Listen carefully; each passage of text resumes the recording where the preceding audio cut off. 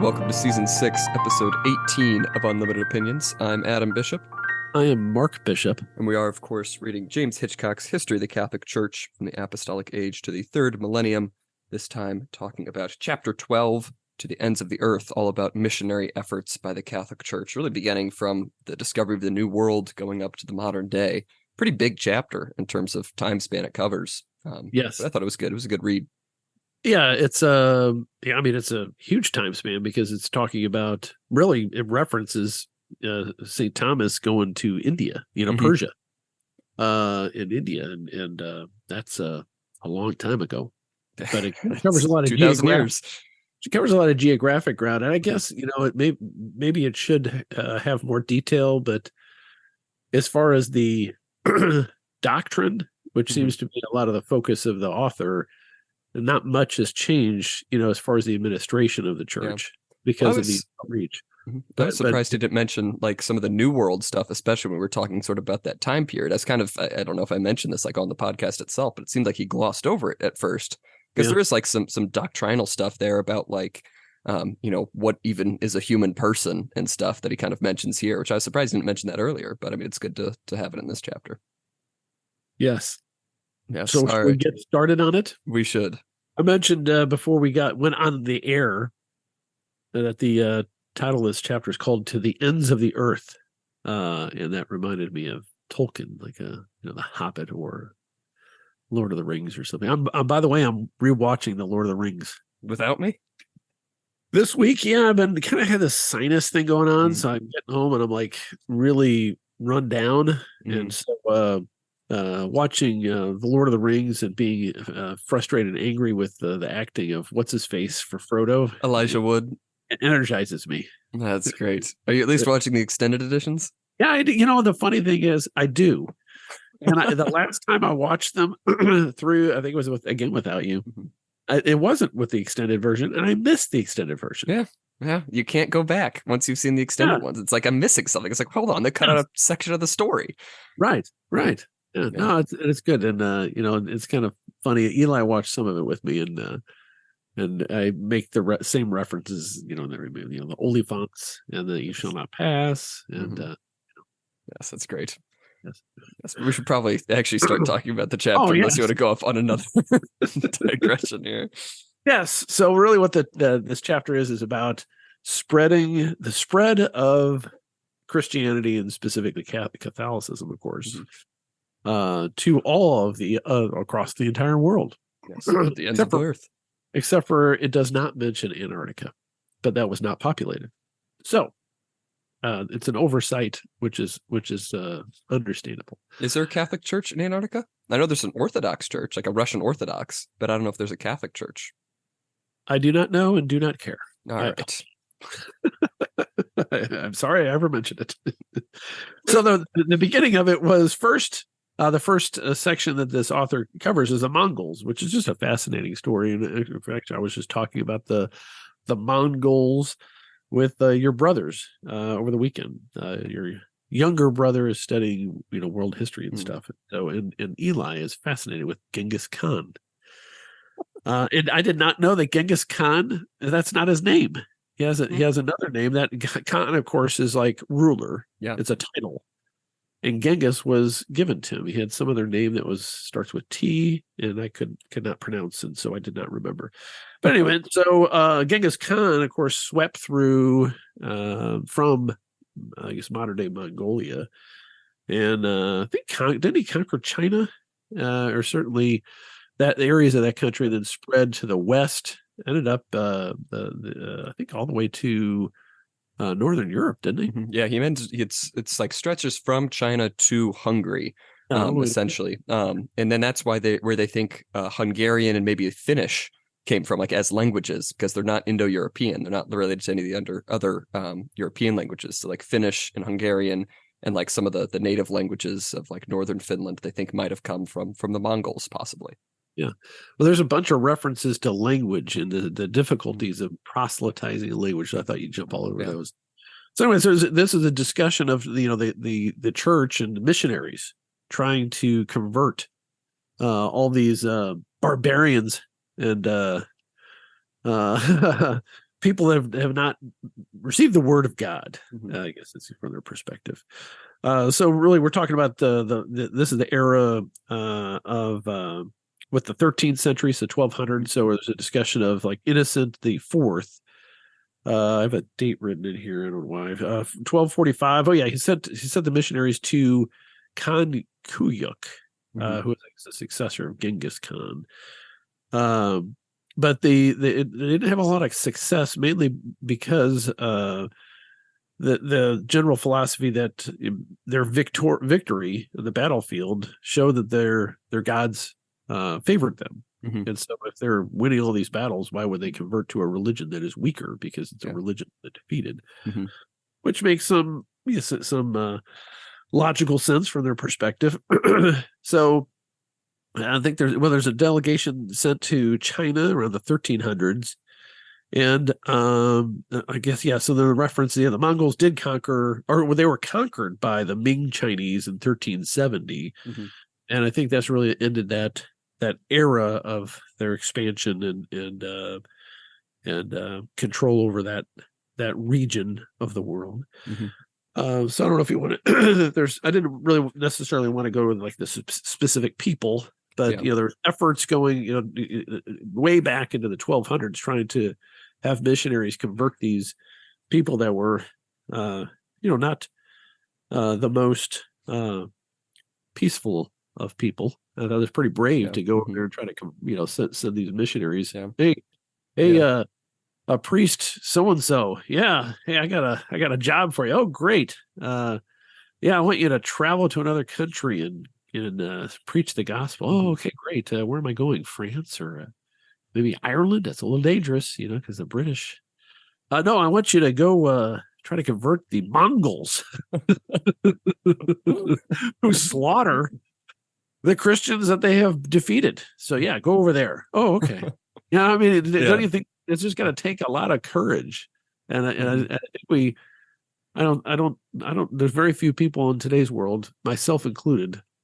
Myself included, and people that probably would not be able to do that. Yeah. And especially like adding on, we'll talk about this later, but like, just completely different like worldviews on like what even is good, right? And we'll talk about that with just like sort of like the far, East people where it's like they just don't have the same concept of God at all. So even without the violent part, you're sort of like going into a losing battle, and all you can hope to do if you're like the first missionary there is just like lay some groundwork over decades of your life that other people will later be able to build on after you. You're probably not going to convert too many people. Yeah. I guess if you're really devout, that's like the end all be all sort of martyrdom, and then you're just risking the martyrdom, I guess. Yeah. So I'm a little confused by his organization of the chapter. We talked about that earlier today. It's like he kind of goes from this region and then this other region, then back to the first region. But I don't know why he mentioned the Mongols first, and then I guess because it was before this new age of discovery, which is the next section, which is a little bit, after the 1200s, where they have, a lot of advances in sailing and navigation, so that the European powers are exploring the world and meeting up with all these people. And of course, Christopher Columbus sailed upon the ocean blue. Mm-hmm. Anyway, so, we're talking about late 1400s at this point, and these explorers for Spain and Portugal, mainly as this chapter, and the colonialism, and as the author points out, they sailed for God, gold, and glory. So God being the missionaries and the priests. They always brought the priests along, which you would. I think that's a good part of it. I know I'm not going to be advocating for all that as if the colonialists were 100% great.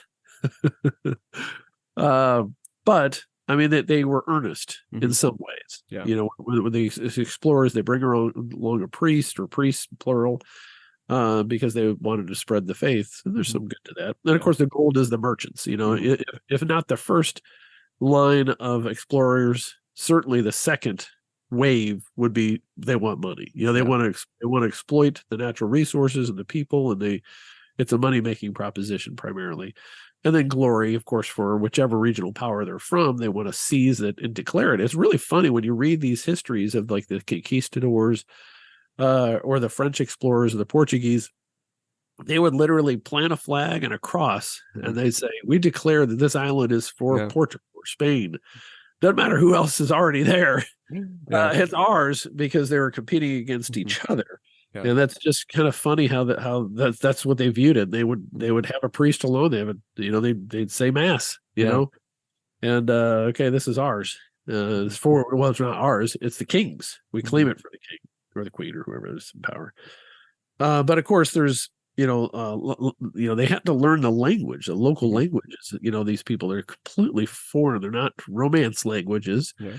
When we're talking about going to South America or Latin America, the soldiers would be the first ones to really get the impetus to try to translate the words so that they could either, to at least communicate with people and find out the lay of the land, who's a rival of who. And anyway, any other thoughts about that, or am I going to move on? No, I think those were good points. I do like, especially as you were saying, with the priests coming along, and you kind of alluded to it, but like the first thing that they would do, along with planting the cross and planting the flag, as soon as they landed on the new islands or the new lands or whatever, the first thing they would do was say mass, which I think is at least pretty neat in theory and in concept. And of course, many bad things followed after that, but it's at least, setting a good tone, I think.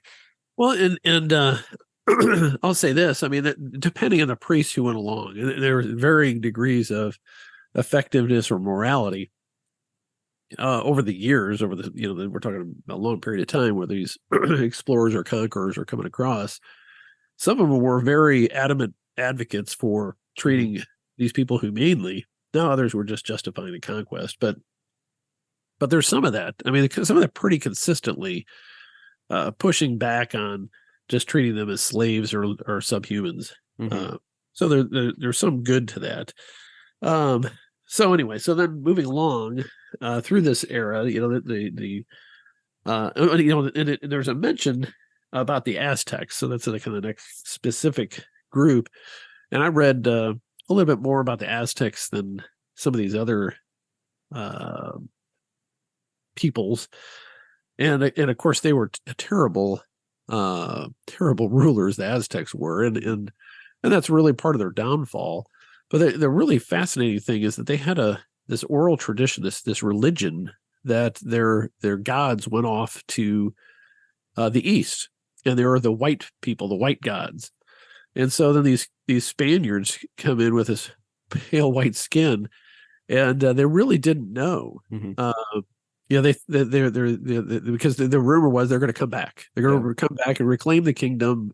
These white gods, and so when they returned, first of all, they had horses and they had other animals that they didn't really recognize. They had, of course, different language and their pale skin, different hair color than they had ever seen, and because they're Spanish conquistadors, as they're going through, they find a temple, they destroy it. And you'd think that would make the natives angry, but really, according to their religion, is like might makes right, similar to Khan, or the Mongols, where it's like, if these people and these of this religion or this belief, their gods are allowing them to crush our churches, then they must have a better religion or stronger gods than us. And then the Montezuma, I think, was just an idiot. And vacillated a lot, which isn't really detailed in this book, but of course they were just terrible rulers. They believed in human sacrifice. So if they did capture a village, they would take the people back to this big pyramid-like structure, and they would cut their heads off and stuff. I mean, they would sacrifice them to their god of war, and so the locals tend to be a little unhappy about their relatives, some of their relatives just being sacrificed to the gods for no good reason. So that those people were easy prey for the conquistadors to get an alliance together and overthrow the Aztecs. But and then hilarity ensues. That's what you want to call it. I do like the point that you're talking about, sort of the might makes right. And I think that's something that's unique about Christianity and Judaism as well. because, they both started for so long, in the history of those religions as, the people who were always beat down by everyone around them.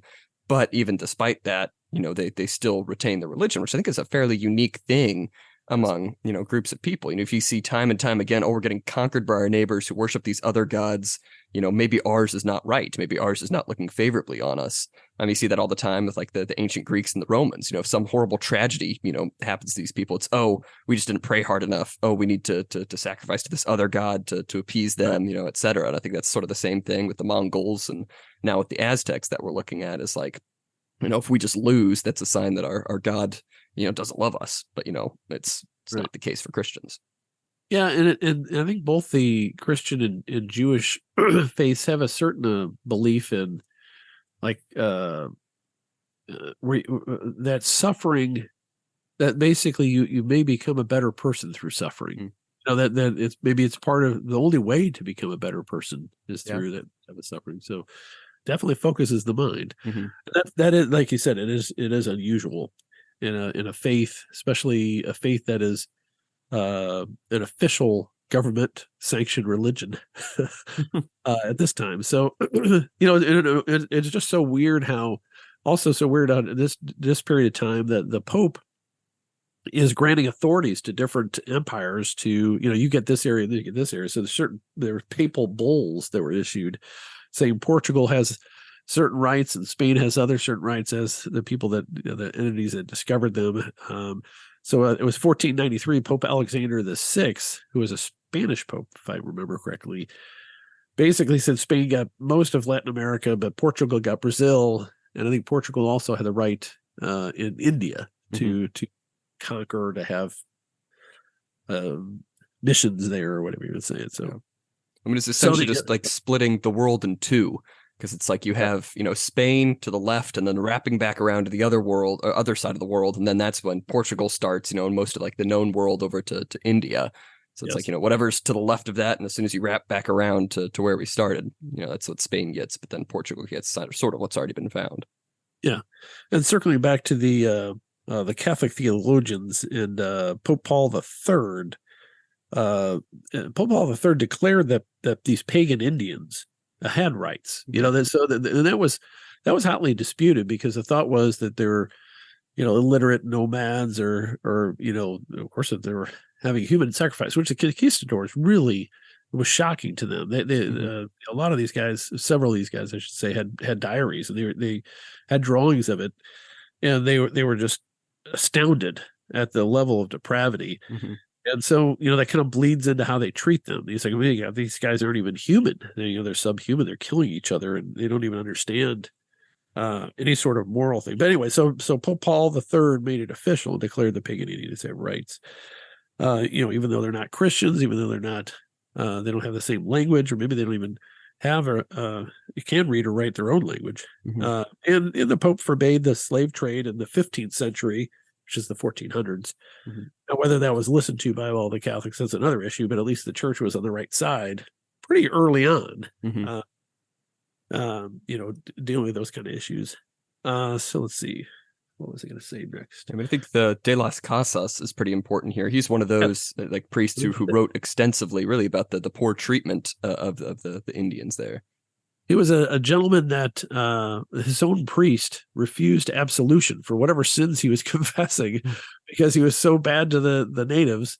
So he had a conversion into becoming a priest and then a bishop, and he went back to Spain to debate these issues about what are their rights, how should we treat them, are they equal to us in some ways, and he oddly, or maybe cleverly, explained the human sacrifice by the Aztecs by saying, well, they didn't have the benefit of divine revelation. How can we judge them for being so immoral when nobody's ever taught them the Gospels? They didn't even have the Jewish history, let alone the Christian history of how to treat people. So, I think it was later, there's a discussion, but it's an interesting discussion of again, about like the state of nature. Are people inherently good, or are we all are sinners? Are they pure because they haven't been told right or wrong? is our nature inherently good and then we get corrupted, or are we sinners and we have to work against that? But I guess we'll do that again later. So, after the conquistadors came over and the explorers, so many people were wiped out by smallpox. It was really devastating. It was like I think it was worse, certainly comparable to the Black Death in Europe, if not worse. But I think there were some diseases that went the other way. They just weren't as deadly. Mm-hmm. I'm thinking syphilis. I don't know if that's right, but I was thinking that syphilis was not documented until shortly after the Columbus returned with his men, which suggests that they might have had some sort of extracurricular activities on the land. So, like, and the other thing I thought, though, the interesting thing the author pointed out, like when the English, they don't really talk about the English in this chapter at all. But the English, when they were going to the New World, so to speak, they pretty much kept the natives at some sort of distance. Mm-hmm. They didn't really intermingle with them, but the Spanish intermarried. They had concubines, and they essentially created a kind of a new mixed race. They called the what was it, Cestizos? Mestizos. Mestizos. I must have misspelled that. I don't know. Which means mixed race in our language. So that kind of so they didn't have that kind of over a period of time. I know they did have like racial divisions, but they were not necessarily as pronounced when there's so much intermarriage. So the church officially declared all the people over there in the New World humans. So you evangelize them. What else are you going to do with them? So they're not subhumans. They're not necessarily innocent. They're humans. So you got to teach them the good news. With the other. So the Dominicans were over there. Of course, we get the Dominicans. I think were mostly the Spanish ones, weren't they? Yeah, for the most part. And they believed it was like it should be a team effort. Everybody should be in this. Everybody puts an oar into the water, whether you are a priest or you're explorer, you're just a guy, one of the workers or soldiers. It's all our responsibility to evangelize to these poor native people. I thought it was a little mention of the Puritans had a different attitude. They consider the Indians children of the devil. I never heard that before. Have you ever heard that before? Yeah. That the Puritans, when they came over, that's what they thought of the Native Americans. Anyway, so the official, like the real rationale behind all this, officially for the church, was this Thomistic theology, where God has implanted in our human hearts some basic understanding of right and wrong, and you kind of see that throughout this chapter as the explorers and these missionaries are meeting up with new people to them, and they're seeing they already have some sort of belief system, and they try to find, they believed in a creator, a good creator, so maybe the Thomistic philosophy is correct, that everybody has this kind of natural understanding. Now we just have to elaborate on it with the good news, the gospel. Yeah, there's an element there. It's like, good pagans would just like inherently, see that their religion is false once, it's been preached to them. But of course, it doesn't necessarily play out that way. A lot of people would have been hostile, to this very new religion. So it's like, whether or not, that yearning is really there, I think was a question that was raised by a lot of people too. Yes. And then there's a lot of discussion throughout this entire. I'm right, still in the New World, but throughout all these missionary efforts, there's this push pull tug about, okay, how much are we using, or are we acknowledging the local customs and the local traditions, and how much of that are we supposed to, and how much can we meld into our religious traditions in the New World or in wherever we're going, whether it be India or Japan or China. And so there's this let's see, I think I have a quote here. Let's see, it is. So that there's there's a quote here on page 394. Anticipating the insights of modern anthropology, a few missionaries recognized that the native world was a seamless web of beliefs, rituals, customs, beliefs, rituals, social structures, and nature itself so closely interwoven that an entire world would have to be changed if the natives were to be truly converted. Mm-hmm. Like the whole liturgy, everything's gonna be, you can't do any of that old stuff anymore. And so they're trying to figure out, okay, let's kind of allow those same kind of traditions, but let's apply it to the Catholic religion. Any thoughts on that? Yeah, no, I think that's a good point. And some of like the examples he says is like a lot of the Indians responded strongly to vivid descriptions of the rewards and punishment of the afterlife. So more so going in that vein of, like the Christ as like a conqueror. He says, Jesus and his saints could conquer demons, including the old gods, and save men from every kind of evil. He also has an interesting note. I didn't know this, but because of the pagan worship of the sun, monstrances were often crafted with a circle of gold rays around the center. And then that was sort of transferred back over to Europe. And now that's like the common style of monstrance. And it was really just to make it appeal to the Indians in South America. Yeah. Yeah. There's that is so fascinating how the missionaries go out, and when it becomes strong enough locally, there's ends up being a return missionary effort to re-evangelize back to Europe, which sometimes is necessary. So everything really took off in the Mexico area with Saint Juan Diego. Saint Juan Diego, 1531, heard a voice and met Our Lady of Guadalupe. And therein started the mass conversions. She was a darker skinned image of Mary. Said, build the church here, and that's what they did, and it's still there. So that was a big turning point historically in getting an acknowledgement that the church belonged there from Europe. Number one, the native church. There's a reason for the church to be there. And it also brought 9 million converts, which is a crazy number, especially for that time. Just in Mexico alone, because of this, Our Lady of Guadalupe brought 9 million people, which is just insane. Yep. Yes, a lot of them. Yes, very true. A lot of people there, and Mexico is was, and I think still is, a very, very Catholic community. Except for certain periods of time.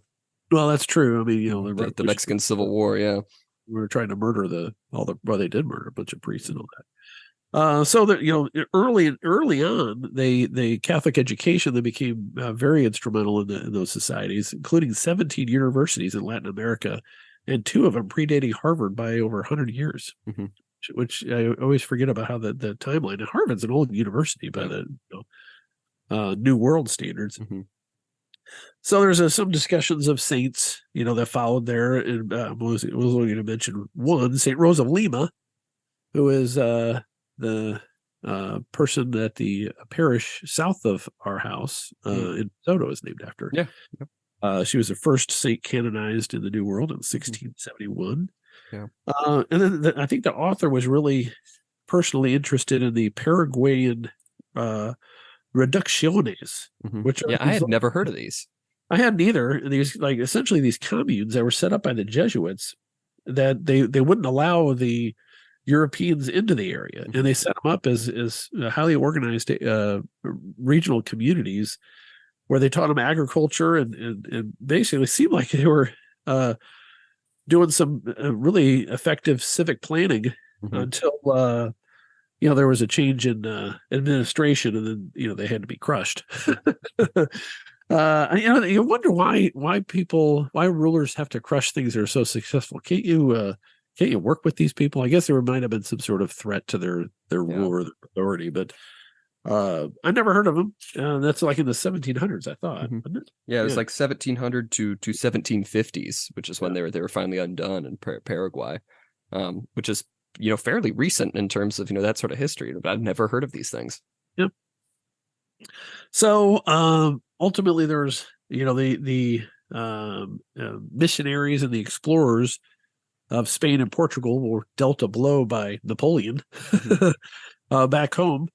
And that ends up freeing up the locals to declare independence, and that ends up with usually cycles of violence, including a couple of priests that led armies in battle in Latin America who were end up getting captured and shot.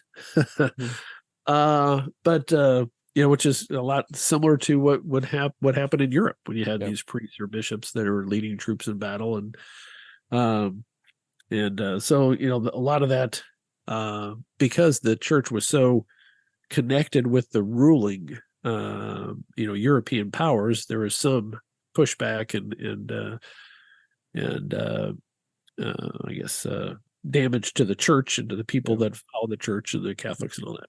And he says eventually, really, what recognized Latin American independence by the church was when the Holy See appointed bishops without conferring with the Spanish king. So it's like, Right. okay, well, you just don't have control of these territories anymore. We're just going around you. We can appoint these bishops because you're not the regional authority anymore. Yeah. And I had forgotten, if I had known, that Pius IX was the first pope to visit the so-called New World. It wasn't until 1823. Yeah.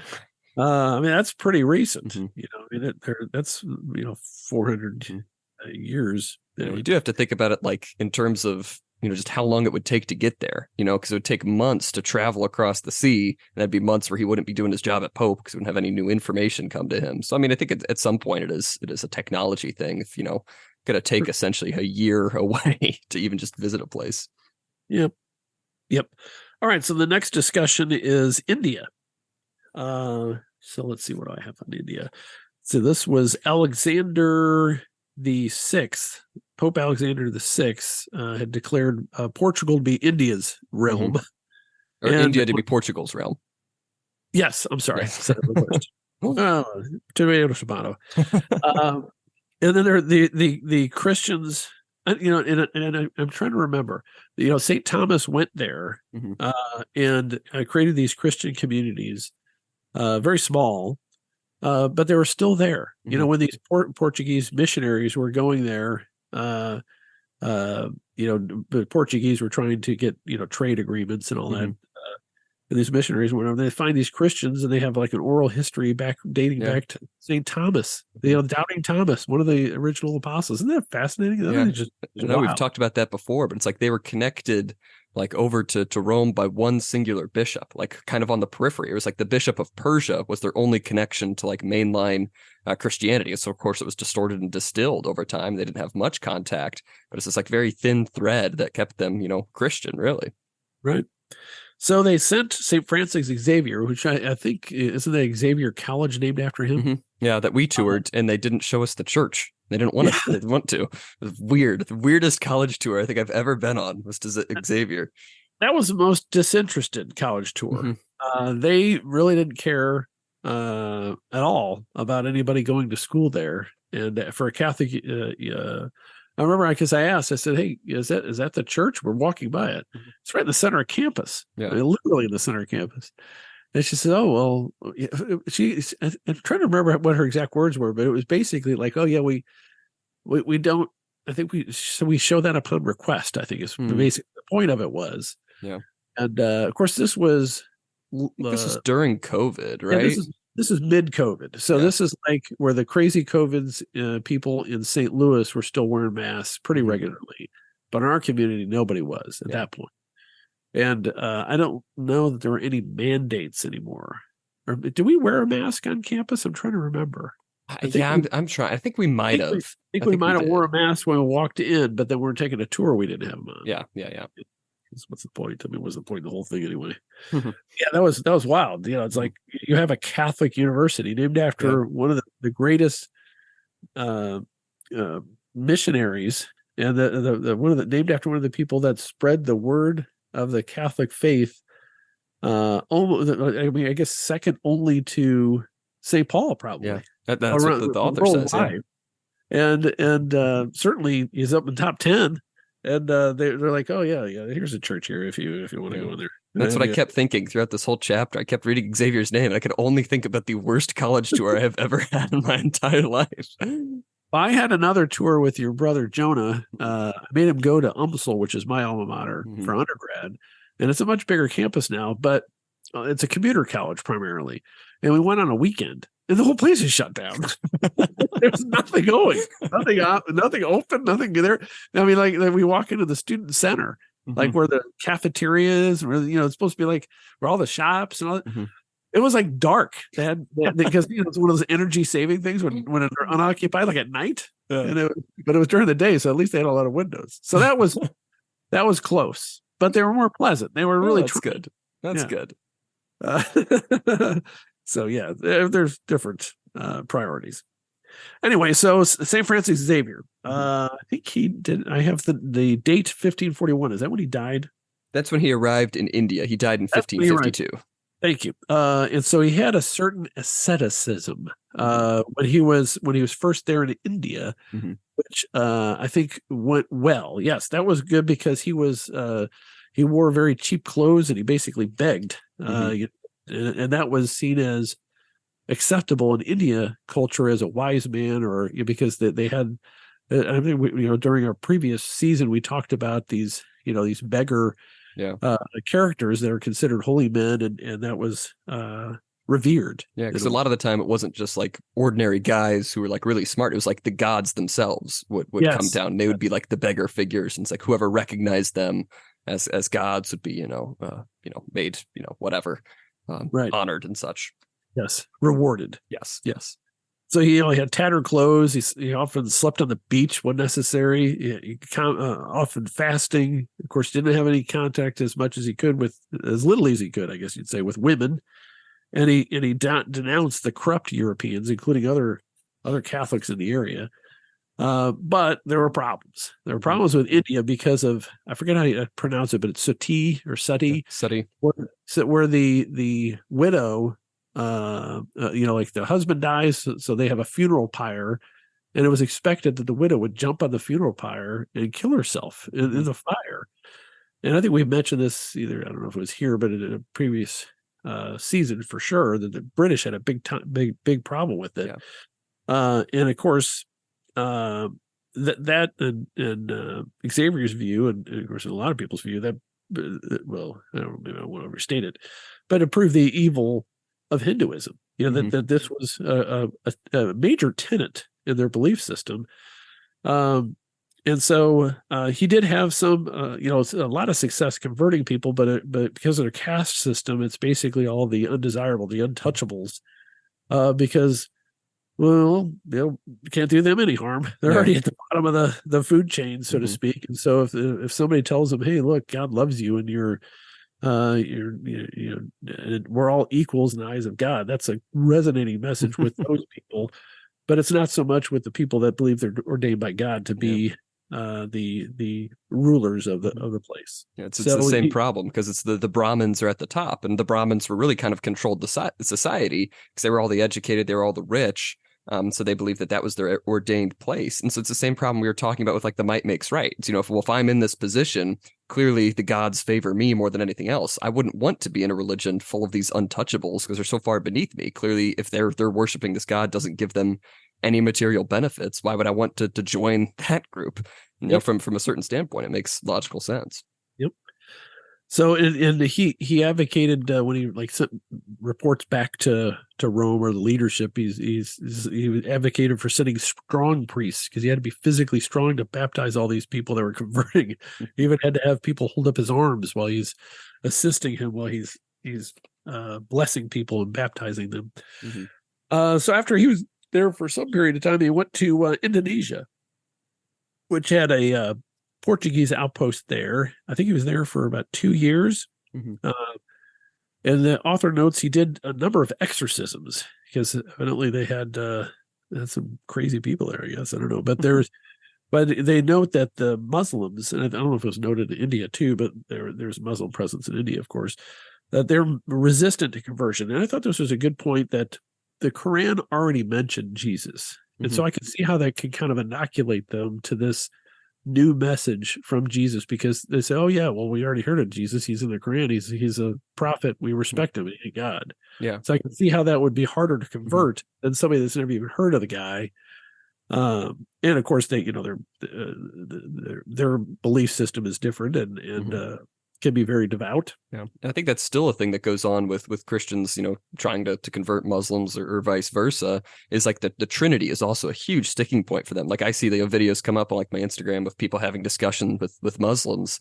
And so often the the point that they like just cannot, they just don't accept, or they just don't want to concede ever, is that the Trinity is one God. There's just something about the very strict monotheism of Islam. It's like, okay, well, that's three gods. You're looking at it as three gods, and it's just something that just is completely different between the two groups.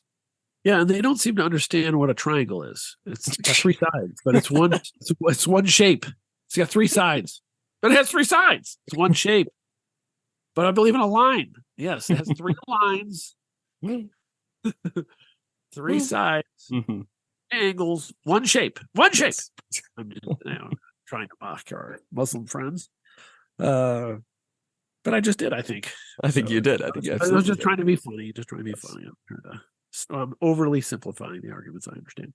And then there is a discussion of the challenges of, like, when we're giving charity to, especially the untouchables, you're ministering to these people.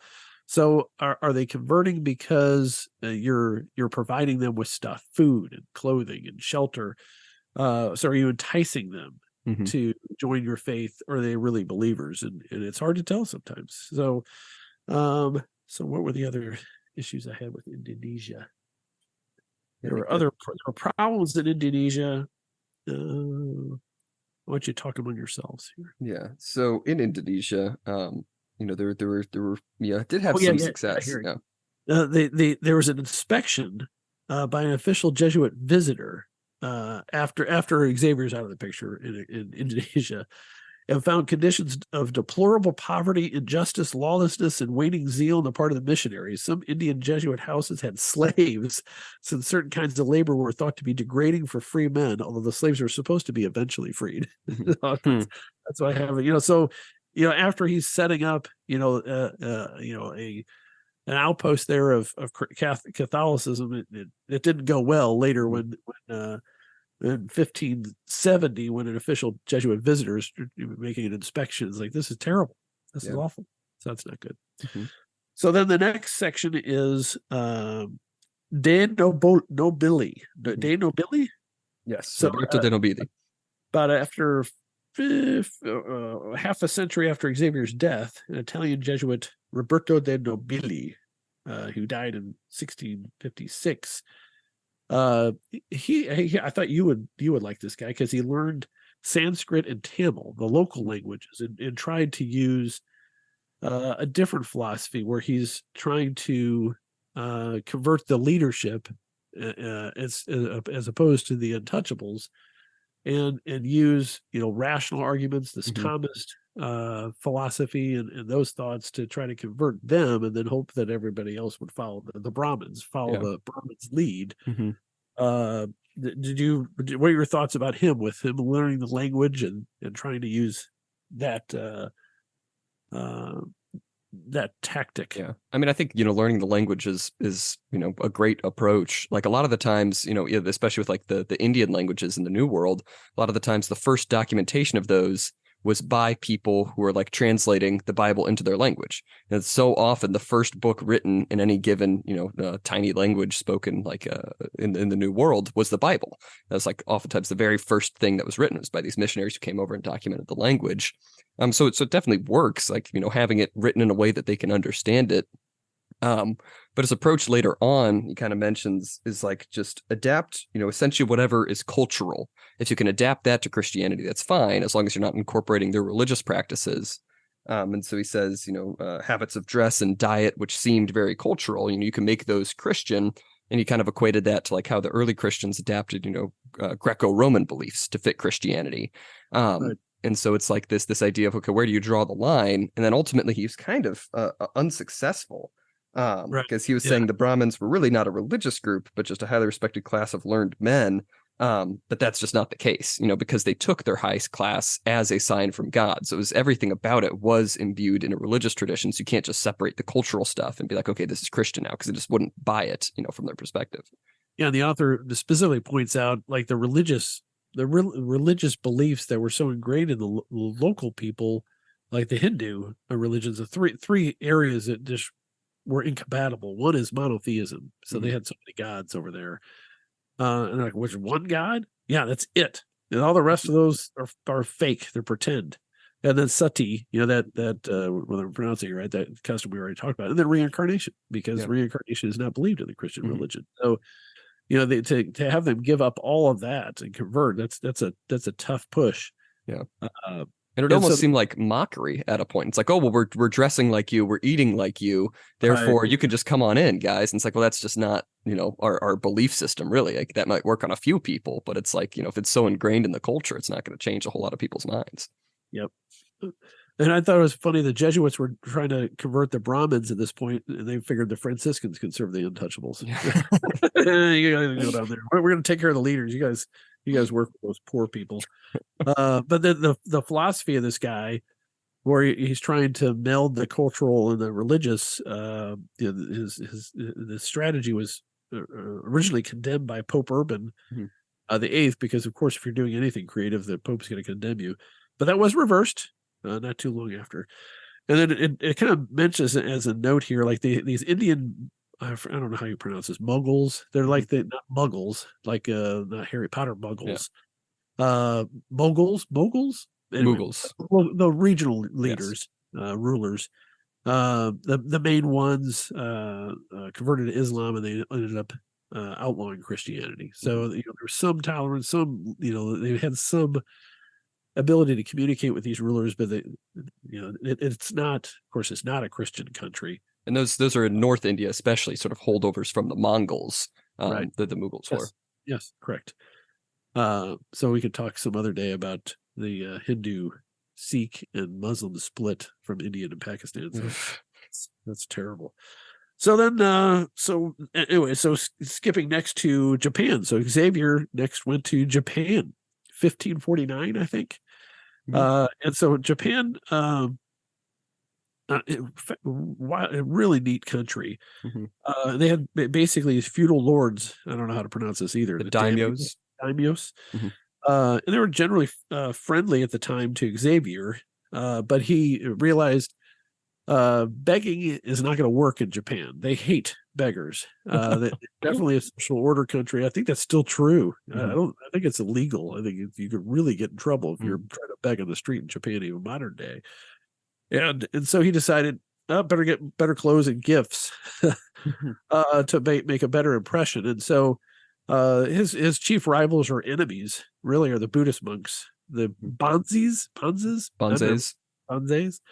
So the Buddhist monks, of course, very political, but also, they're the local religious leaders. So here comes this European guy,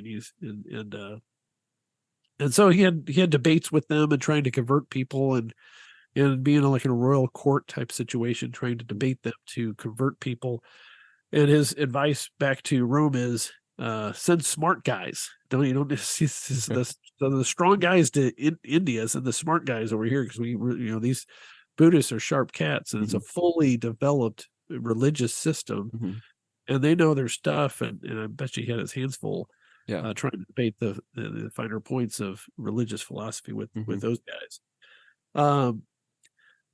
So they had interesting questions. Why did one of them was, why did God wait so long to send the gospel to Japan? If we're all entitled to receive the good news, why is it now, I guess it's like 1600 years after Jesus lived, that it's finally coming to the shores of Japan? That's a good question, and then, he had some translation issues, which I thought you might have been amused by. The initial word he was using for God really meant big lie. So then he started, when he was finally told that, he changed to use the actual Latin word of Deus for God. There was no confusion in translation. This is just the word. I don't know if you noticed that, but I thought and I think it's an interesting point, because he stopped using the Buddhist term for the highest power, because he thought it would really confirm the pagans in what they already believed. So it's like in like going too far in this process of enculturation. It's like, if you're using the same words for their God, then they're like, okay, well then you just believe the same thing as us, don't you? Why are you arguing with us? And sort of like how language would shape how you even view his arguments. If he's using the same terms, and clearly he's part of the same theological system as you are. Yep. So he had some success. I think it was the way the author describes it was limited. But one of the things that I thought it would make more of a headway was he's pointing out that these monasteries, these Buddhist monasteries, are full of pedophiles. The monks are pedophiles, and I think that's great that this Catholic priest is saying, "Hey, stay away from these pedophile religious people."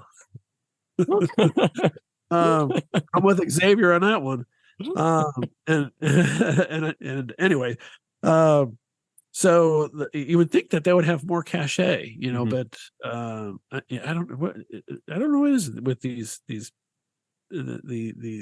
different regional habits of pedophilia, like these Buddhist monks, and then like Afghanistan is rife with it in their society, which actually they argue may date back to when the Greeks came through, because they had it in their society. I don't know. Yeah, and that's something that comes up all the time, like in my classics classes here, is like, because one particular professor in question loves to get into like, gender and sexuality and how it's like represented in the ancient world and stuff. And it's like they look at these examples from ancient Greece, and the way the ancient Greek system worked is that this older dude would find, a prepubescent like young boy, right? And that would be essentially his partner. It's this disgusting system as we would see it now, but it's like, he's, teaching him about life, but really it's just, pedophilia. And they're like, right. Well, look at how, in the way that these professors frame it, a lot of the students in my class, it's like, look how the Greeks viewed, same-sex relationships much, in a much better way than we do. And it's like, it's pedophilia. It's just disgusting. It's horrible. That's what you call rape. That's homosexual rape. Yeah. But yeah, I guess they were more enlightened than I am, because they were in favor of homosexual rape of children. Whatever. Yeah, it's crazy. So in 1570, there was an estimated 30,000 Catholics in Japan. By 10 years later, 150,000. So it's growing, but I don't know what the population was, but it wasn't 150,000. Yeah. That's a lot of people there.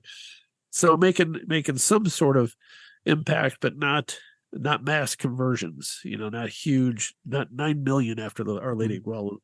They needed a Our Lady of Japan or something. Yeah.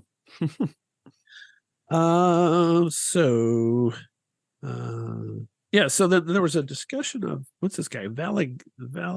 So he was the same visitor who came and saw India, or in Indonesia. He says, so everything's falling apart over here. And so he comes to visit Japan a little bit later as well. And by this time, the Japanese mission is sort of headed by this guy, Francisco Cabral.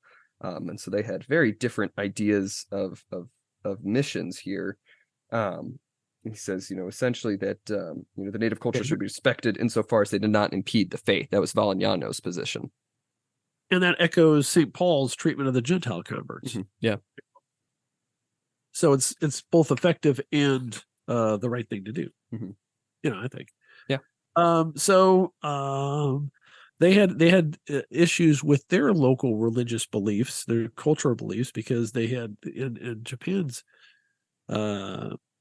humans are pretty wild when you really get down to it. But they had this cultural belief in suicide, about not dishonoring your family, which really went all the way through. It wasn't really destroyed until, as a cultural effort, until after World War II, when it was essentially outlawed. But the childhood arranged marriages were common. And so therefore, I guess adult divorces were pretty common. They also had slavery. And the author mentions, I never heard of this before, in that era, they had a lot of impulsive killings. So they had a hard time baptizing people because they had already committed a murder. And so they ended up, because the author describes these missionaries stating how they would go to swords before even exchanging sharp words. If they are insulted, they would just have an impulsive killing, and it was acceptable. I don't know how you have a structured society like that, but they did. So those things, of course, were abhorrent to the Catholic faith. So that, of course, made it harder to convert people, because they didn't want to give up their suicides, slavery, impulsive killings, and childhood marriages. I mean, there's some reality to that. Yeah. Lows down the conversions. Well, wait a second. You're telling me suicide's a sin? I don't know about that. I may want to kill myself tomorrow. I'm going to stay a Buddhist. If you make me any more angry, I'm going to kill you right here because I'm in favor of these impulsive killings. So get out of here, you Catholic. So anyway, that's not exactly how the author describes it. Yeah, not quite. It's the Mark Bishop spin on it. I mean, there's a kind of a brief discussion of the silk trade, how the Jesuits got involved in that to try to get some sort of financial independence from the government, the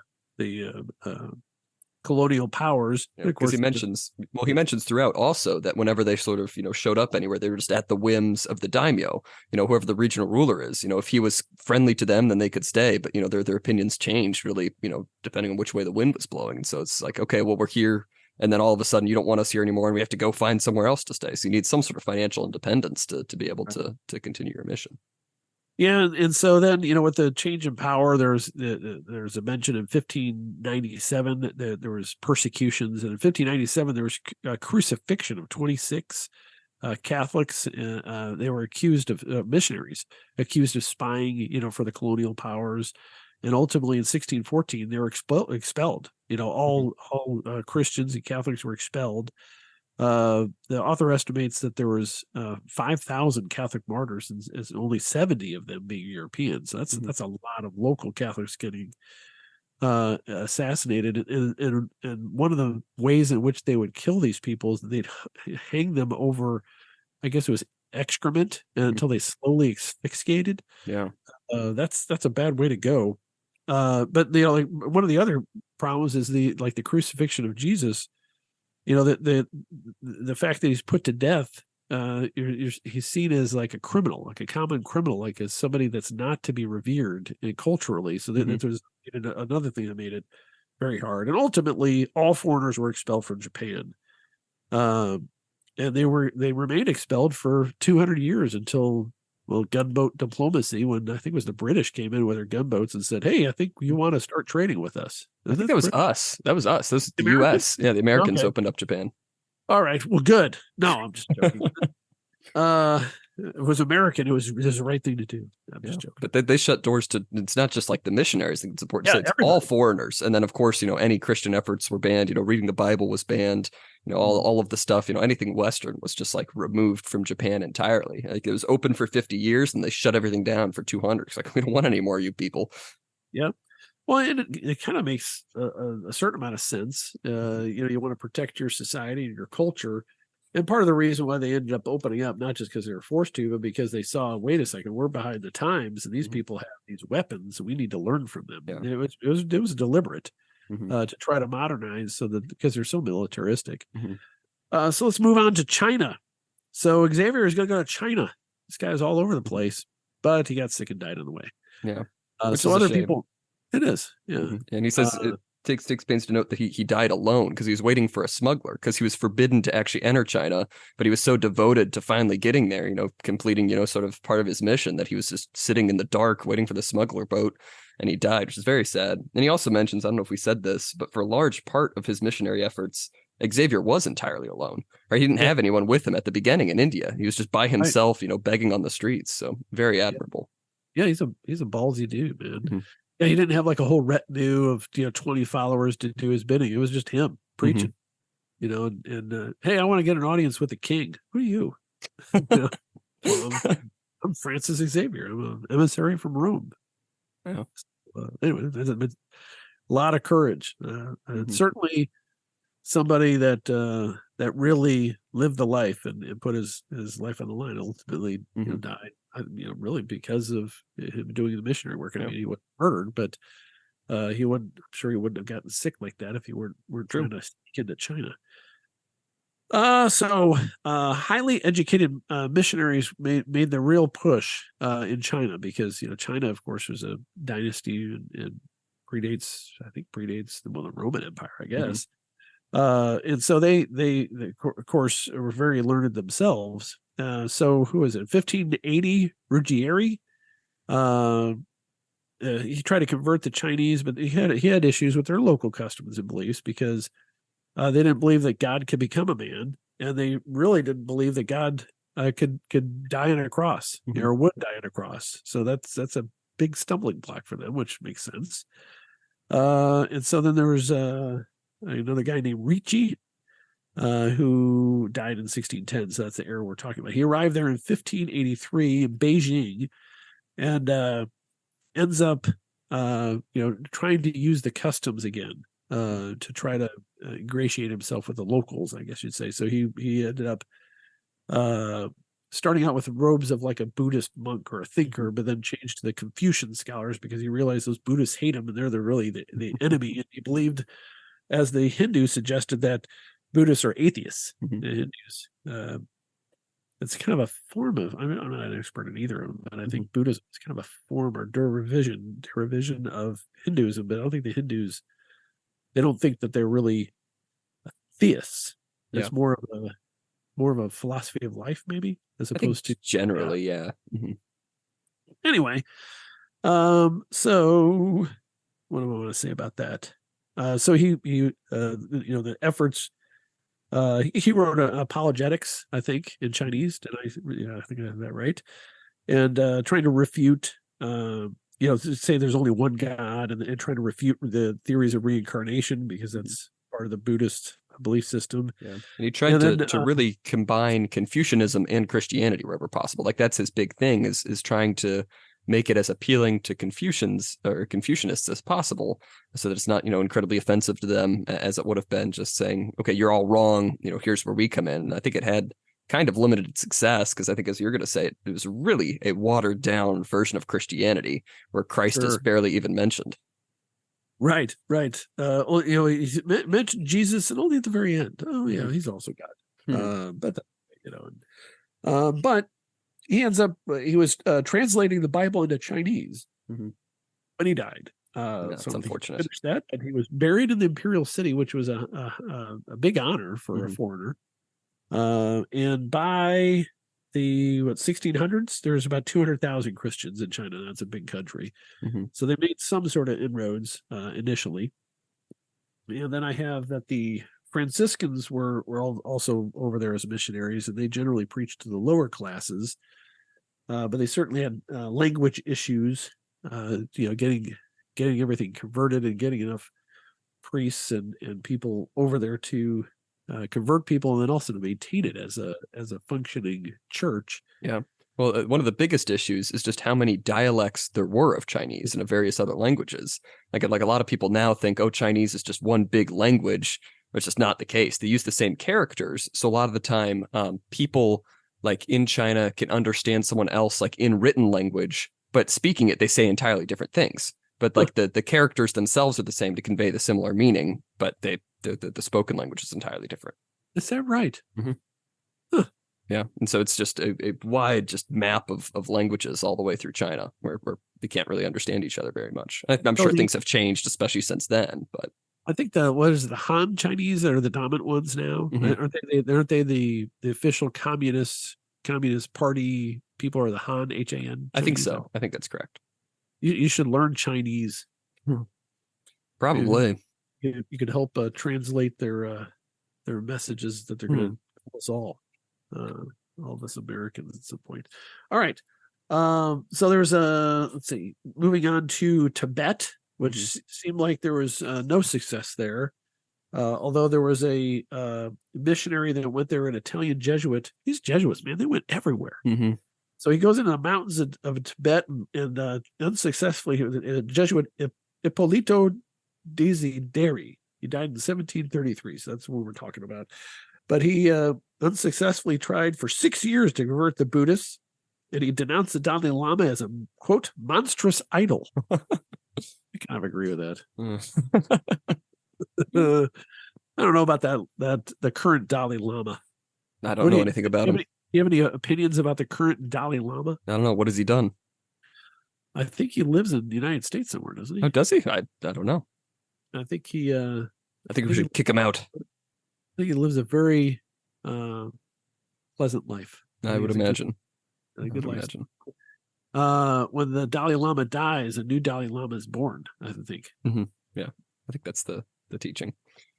But yeah, then he, as you're drinking your coffee, talks about the Philippines, I was just doing a nice pregnant pause after that. But go ahead. Yes, of course. I'll just, it's a very short section on the Philippines. He says the Spanish brought Catholicism to the Philippine Islands in the mid-16th century. He says the church flourished there from the beginning. So he had a lot of success, but it was really like the Church of Latin America more than like the Church of the Far East. Since Spain, ruled the islands outright instead of, having to work through whatever, trading posts and whatever the current government was. It was like the Spanish government took it over. Like, okay, now you're all Catholic. Yeah. But there's a ton of Philippine Catholics, even to this day. And so it really took root there. I was kind of surprised he didn't have more about the Philippines. I was curious. I was a big note. I need to read a book about the history of the Philippines, among the other things. So, missionary expansion, the propaganda fidei. Fidei, is that how you say it? Fidei. Fidei. I should know that. I took Latin in my youth. I've forgotten all of it. Which is spreading the faith. It doesn't just mean lying. Propaganda is now considered to be lying, but propaganda is really just advocacy, I think. Yeah. Well, it's the same word essentially as propagate in English. So you're just promoting something. It doesn't mean that it's incorrect. It's just some sort of message that you're spreading. You're propagating something. Yeah, but the current meaning of it, yes, culture is lying. Yes, that's true. So it's the and there's a mention of this. Eventually, it becomes the Society for the Propagation of the Faith, which is they still have collections for that every year. I don't know that I give to it, but because I'm not sure if they're advocating for Catholicism or a bunch of rainbow flags.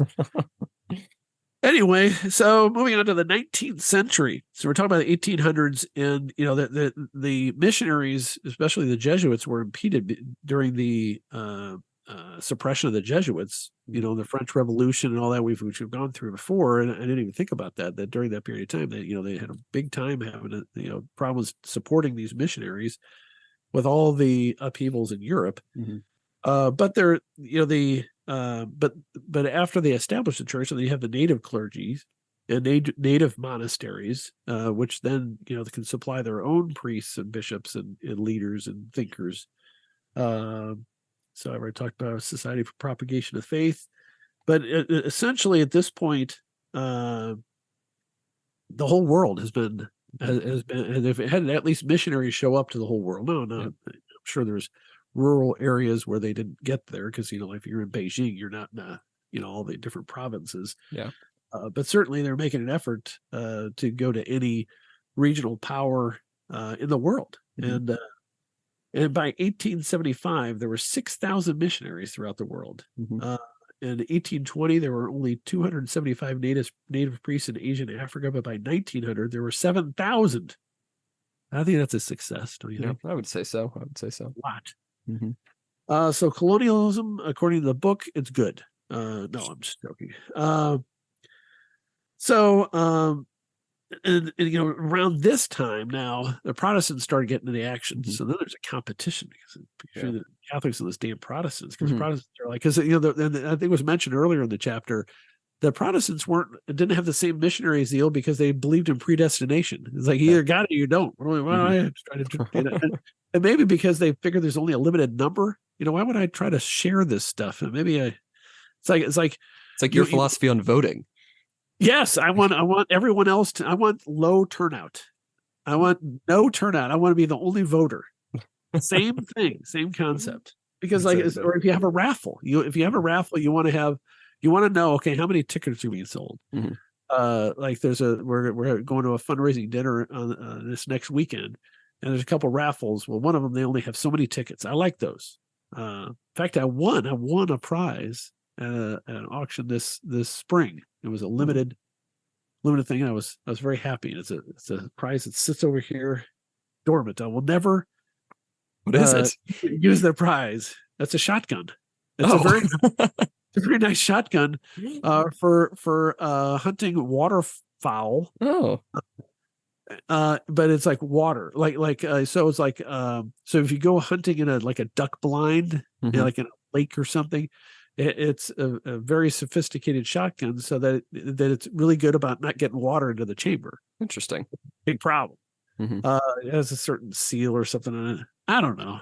I should have allowed it to be auctioned at this next fundraiser, which is important to us. But I just can't part with it. I won that damn thing. It's a good attitude. It is. I want to trade it. I want to trade it for something I could use. There you go. But it's not like a shotgun I could use for home safety. Yeah, because it's a 2-shot shotgun. Wait, hold still. I've used my 2 shots.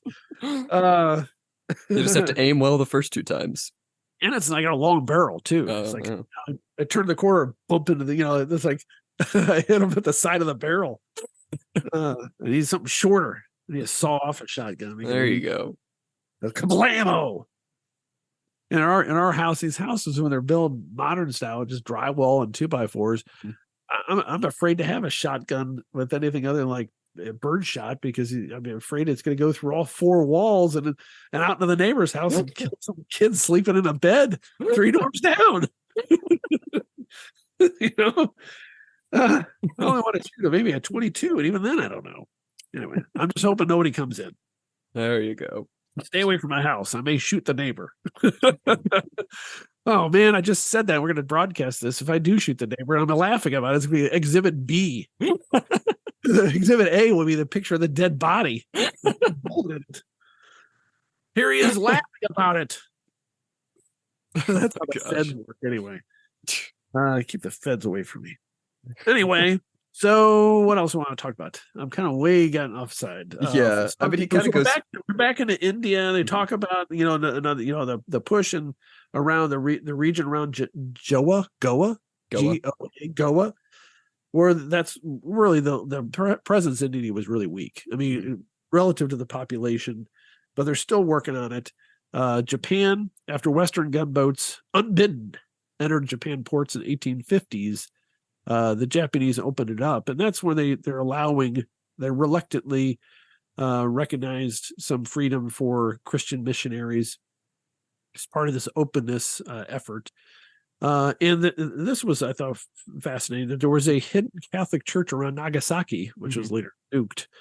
But for over 200 years, they preserved the faith, a version of the faith, without any priests. And they baptized their own family members and they're baptizing their own children, and knew the teaching that an act of perfect contrition would remove all sins without priestly absolution. So can you imagine that those missionaries come over there and finding people? Yeah, we're Catholics. Yeah. We've been hidden for 250 years. Where have you guys been? And it wasn't just like general Christians either. It wasn't just like people who knew of Jesus. It was like, oh no, we know some of the minutia of the Catholic faith. Like, we know your teachings, we know your practices. We've been doing it for 200 years without you guys. I've been waiting for 200 years. Can we get a mass one here? What communion, dude? Yeah. I mean, that's wild. I mean, to have a little tiny subculture that within a closed community, and they would have been persecuted if they were found out too. So German Jesuits opened Sophia University in Tokyo, became one of the most respected educational institutions in the country, although did not engage in active proselytization, according to the author. That's interesting. So they let's see. In the 20th century, the government opposed Buddhism, promoted patriotic Shintoism, which I really don't know anything about. But then, of course, World War II happened. All the foreign missionaries expelled. Not everybody complied with the orders. And they really had, after the war, there were certain American rules. I mean, there's a governor, military governor that's appointed. And so they were forcing a certain amount of religious freedom. But the number of Catholics, looks like, never went over 500,000. Yeah, not a big Catholic powerhouse. Japan is. China. Now, China is really interesting. I don't know. I'm understanding a little bit better about how the Catholic Church is dealing with China and the appointment of bishops there, because they consult with the communists about who they're going to appoint in the Catholic Church, and it talks about that ultimately. We can go back a little bit. So in China, it says by 1870 there were about 400,000 Chinese Catholics, but in a land of millions and millions, I guess it's not that many, but I mean, it's still a significant group. And of course, when there's European imperialism, Christians were inevitably targeted in any sort of anti-foreign movements. And then, of course, again, the customs of the locals run up against the Christian philosophy, where they have an ancient custom of leaving unwanted babies, mostly girls, to die of exposure. Yeah. Well, the Catholics frowned upon that, and so the nuns, so they had Catholic nuns, they would take those little abandoned babies into their orphanages, but then they get accused of using the babies for body parts. What do they care? Why would they criticize these? That's not true. But why would they criticize these nuns for using the babies for body parts when they have abandoned them to die anyway? Yeah. I mean, it's like found money. I mean, like, give me back that $1. Well, I just found it on the street.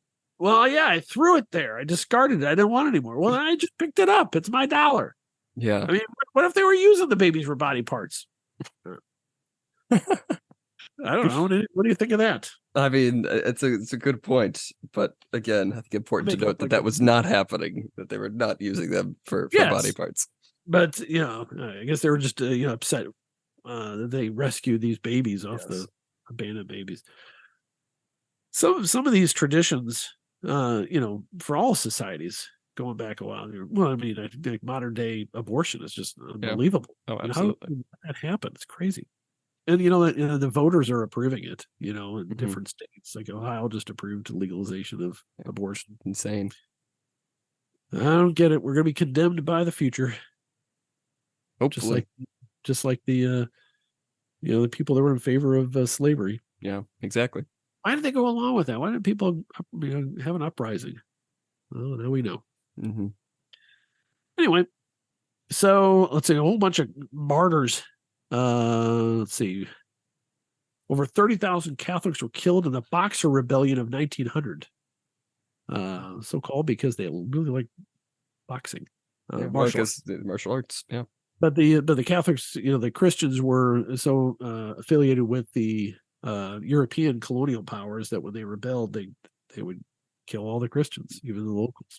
It's 30,000 of them. That's a lot of people getting killed. So let's see. So there's a lot of growth. Let's see. 1926, Pius XI consecrated 6 native Chinese bishops in Rome, and a Catholic university was opened in Beijing the next year. And so on the eve of World War II, there were 3 million Catholics in China. Yeah. That's significant. But of course, there's the civil war between the nationalists, Chiang Kai-shek, and Mao Zedong and the communists. And well, of course, before that, the Japanese were invaded, and they had war with them.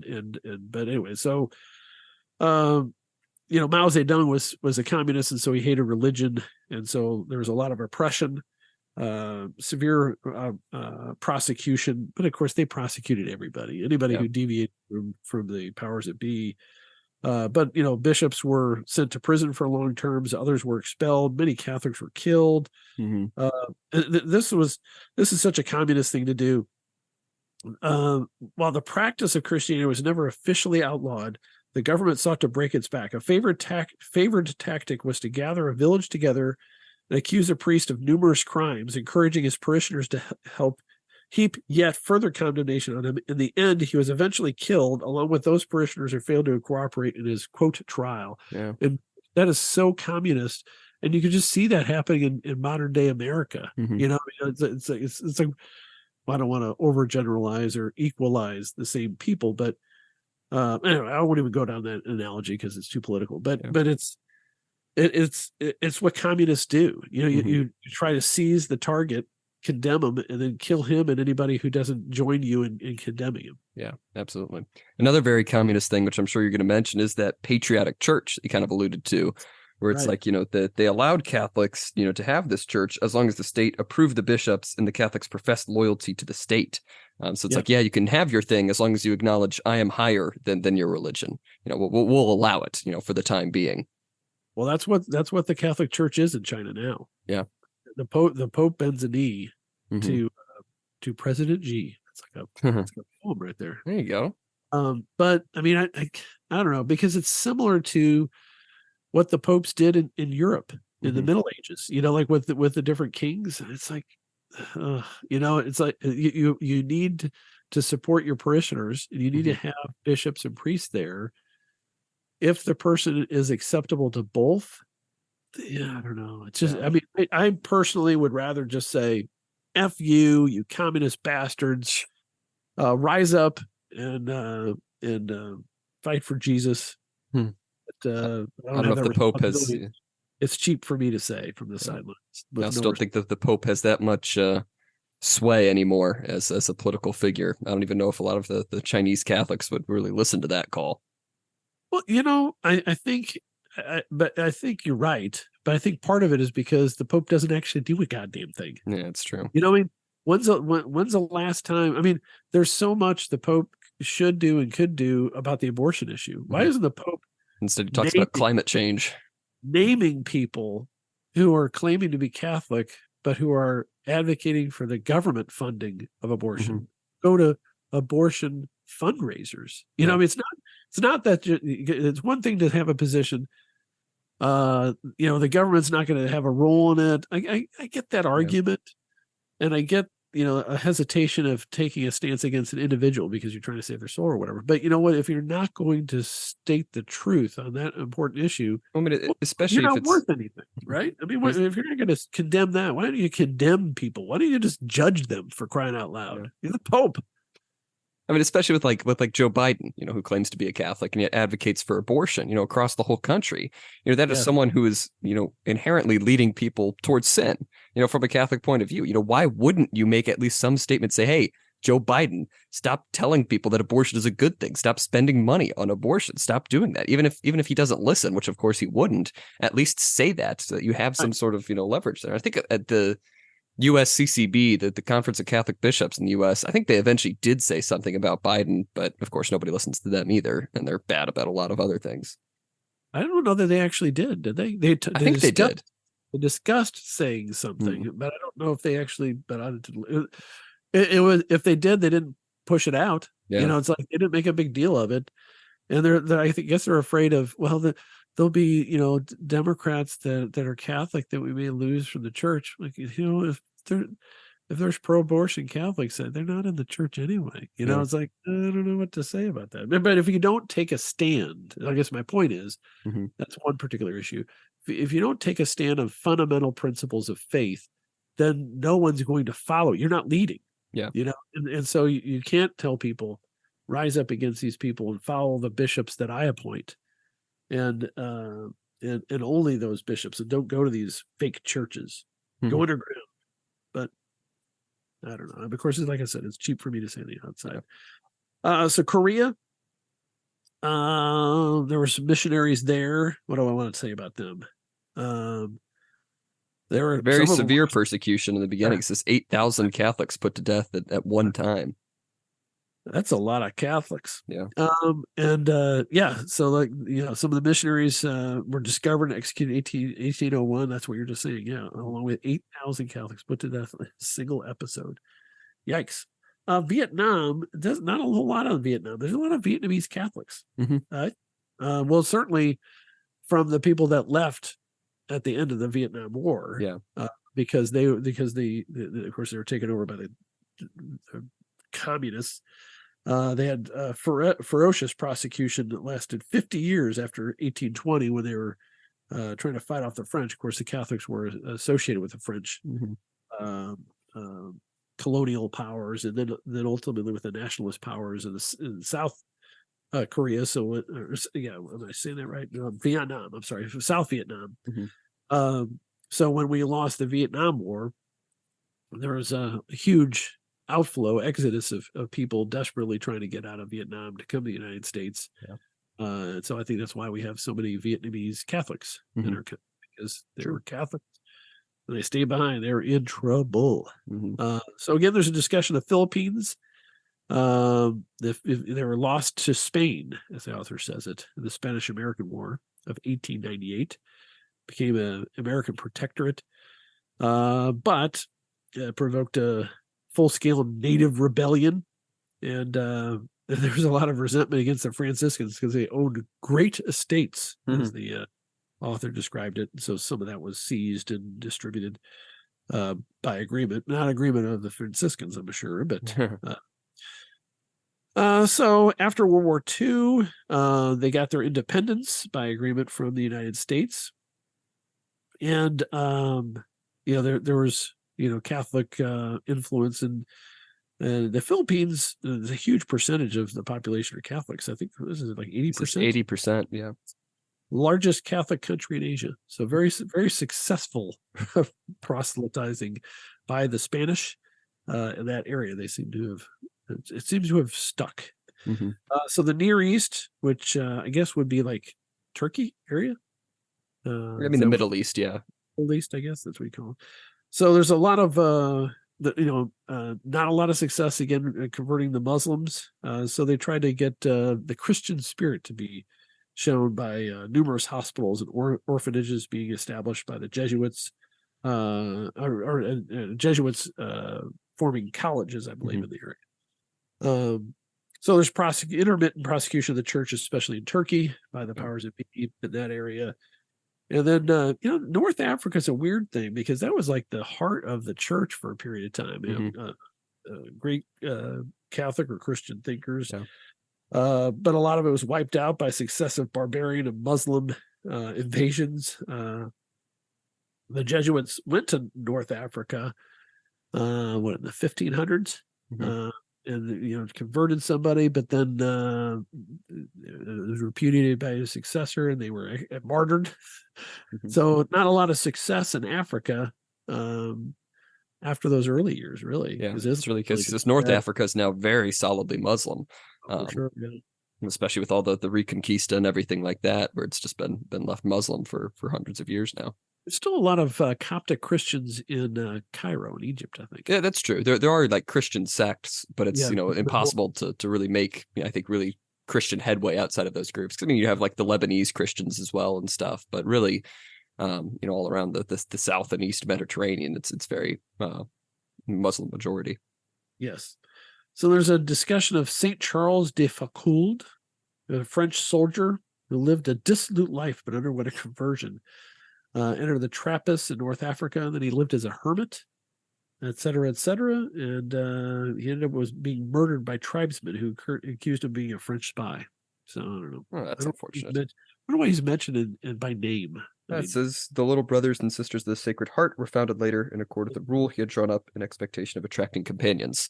So he laid the foundation for this order, but then he died really before it was established, but then people took it on after his death. Fair enough. So Africa, not a lot of discussion about Africa, really. Just there's a lot of obstacles because the practice of polygamy was common. Islam was very strong in that region or that area. They certainly had slave trade. Early missionaries are massacred. There's a brutal execution of 80 Catholics in Uganda. Really, really a difficult area, but the faith in Africa spread with some rapidity once the missionaries adopted basically those methods that they used in China, which is trying to use or adopt the cultural traditions in the faith. But at the end of colonialism, there's some rejection of Christianity because it was associated with the colonialists. As if it was an imperial imposition, but there was a revival of Catholicism. But like the Sudan, they murder Christians, for sport. I think. Yeah, I don't think I'm overstating it too much. And there was, of course, civil wars in Rwanda and Burundi, and even some Catholics being participants in these atrocities. There were killings back and forth. Yeah. So Oceania. What is considered Oceania? Is that those outlying islands? Is that what Oceania is? I mean, it's Australia and everything surrounding it. So it gets up like sort of where Asia ends, and then also I think Hawaii and a lot of the Pacific islands are Oceania. So authors describing Oceania as if it were on a Risk board game. Yes, right? Yes, that's true. So a number of missionaries were summarily slaughtered and some eaten by cannibals upon landing on an unfamiliar island. Hey, want to learn about your Lord and Savior Jesus Christ? You look tasty.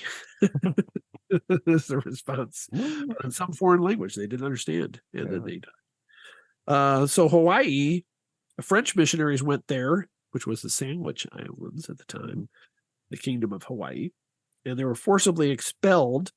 But then there was armed conflict between Protestants and the Catholics, and then there's this really neat saint. What was his name? That ministered Damien of Molokai. Yeah, ministered to the leper colony in Molokai, which is if I was going to be a leper, that'd be a great place to go. Molokai is really pretty. Yeah. But I wouldn't want to be a leper. Yeah, but if I had to be a leper, I'd want to be in Hawaii. That's true, because they just dumped them all on this island. Like, okay, we don't want to have anything to do with you anymore. And so Damien was, he says, like, he built chapels, hospitals, and houses by hand. You know, he dig graves for these lepers, and it's just like, you know, the only one out there really helping them out, which is very, very admirable. And then another lady went, Marianne Cope, followed in his footsteps, and so really pretty cool people. So then it goes back to Latin America, I guess, more modern times. I don't know why we went back and forth with it. Started with the Latin America, then we went back to them. And so there's, of course, there's dictators, which usually don't like a strong religious presence. And Cuba was one of the Latin American countries. But of course, when the Fidel Castro took power, he didn't want the Catholics involved. So it's a communist state. So of course, I think that's outlawed. And it's still, I don't think they have much of a Catholic tradition in Cuba. I don't think so. Yeah. So Chile, we're going to talk about Chile. There's a Marxist dictatorship took over power and was overthrown by a white ring dictatorship supported by the military. I don't know what, there's some Catholics there. So there's a discussion of some martyrs and Protestant missions, but not a whole lot of details about that. But kind of at the very end of it, it says, around 1965, the great modern era of missionary activity came to an abrupt end, partly because of the crisis that followed the Second Vatican Council. Is anything good came of Second Vatican II? I don't know. Not that I know of. But partly because the missionary church has become self-sustaining. To be a missionary to a strong church in Africa, the Philippines, and India in particular now began sending priests to Western countries almost as a reverse missionaries. I think that's very true. I think that's not a good sign for a lot of Western countries. I know even here, like at our Newman Center, we've the past two priests that we've had since I've been here have both been from Africa. Both native Africans. Our priest, Father Boniface, right now is a native Ugandan. And so it's like we have such a shortage of priests in this country and in a lot of the West that it's like, okay, well, now we're the ones being proselytized to in a way. And we're the ones who need to bring in outside help, which is, I think, very sad state for the church. Agreed. Yeah, we have a local priest that's from some southeastern country. I don't know, Southeast Asian country, I should say, country. I don't know which one it is. I don't want to pick wrong. That's great. I'm sure I'd insult him. Yes. No, I'm not even gonna guess. I don't know. Fair enough. Nice guy. Yeah.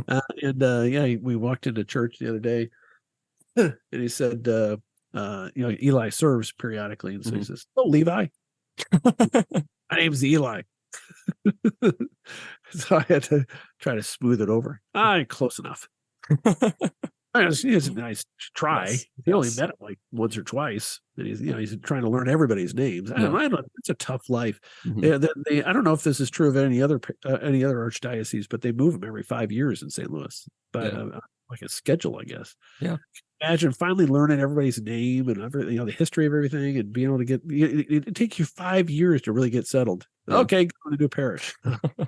It's brutal. You have to be some sort of like what do you call that? Where you memorize everything. What is it called? Something memory. Photographic memory? Photographic memory. There you go. I have a photograph. I don't. I couldn't even remember the term photographic memory. That's true. Do you have any other final thoughts about this chapter? Are you trying to cut me off? You think it's been long enough? How long have we talked? Like an hour and a half, at least. A long chapter. We could have split it up in two, but I didn't want to. That's fair. Yeah. Well, we'll probably have in-person recordings next week and probably the week after, right? Yes. I'll be home for 2 weekends. Yeah. Yeah. I'm looking forward to it. Yes. Having all my boys under the roof at one time. Yeah. All right. Good. Do you have any other final thoughts? No.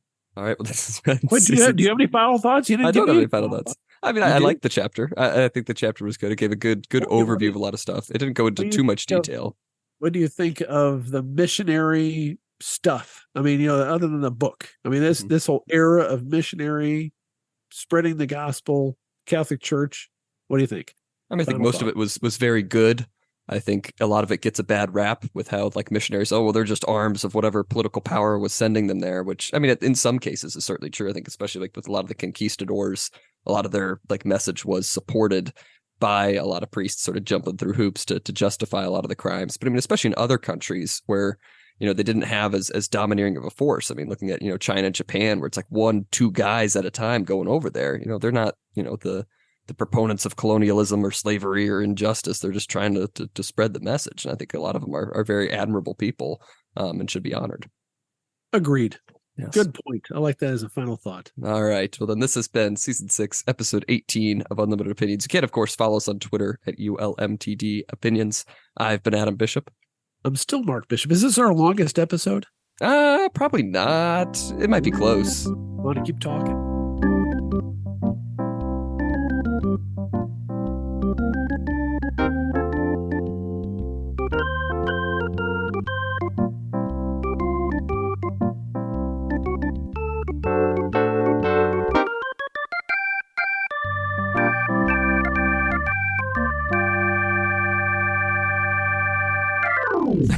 Make a record. I think I still have homework to do tonight. I put together my curriculum for tomorrow night, my class. I'm teaching. You got it easy. Somebody else has already taught your stuff. That's true. That is true.